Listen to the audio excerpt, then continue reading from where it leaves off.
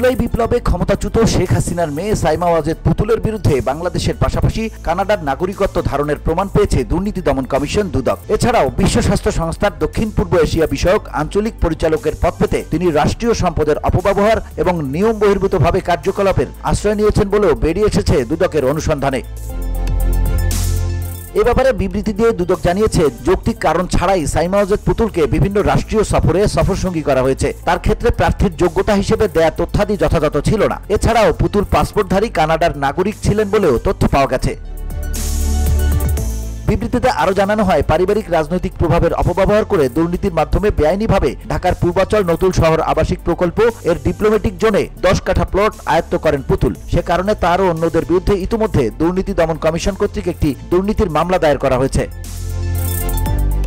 শুধু তাই নয়, সূচনা ফাউন্ডেশন নামের একটি প্রতিষ্ঠান খুলে সাইমা ওয়াজেদ পুতুল বিভিন্ন সামাজিক ও ব্যবসায়িক প্রতিষ্ঠান থেকে জোরপূর্বক উপঢৌকন আদায় ও অর্থ আত্মসাৎ করেছেন বলেও দাবি দুদকের। সংস্থাটি বলছে, স্বাস্থ্য ও পরিবার কল্যাণ মন্ত্রণালয়ের স্বাস্থ্য বিভাগের আওতায় অটিস্টিক সেলকে ব্যবহার করে ভুয়া প্রকল্প দেখিয়ে রাষ্ট্রের বিপুল অর্থ লুফে নিয়ে শেখ হাসিনার মেয়ে নিজে লাভবান হয়েছেন। এছাড়া জাতীয় রাজস্ব বোর্ডের উপর অবৈধ প্রভাব বিস্তার করে ফাউন্ডেশনের নামে প্রাপ্য অর্থ করমুক্ত করিয়ে নেন তিনি। VOD Bangla news desk.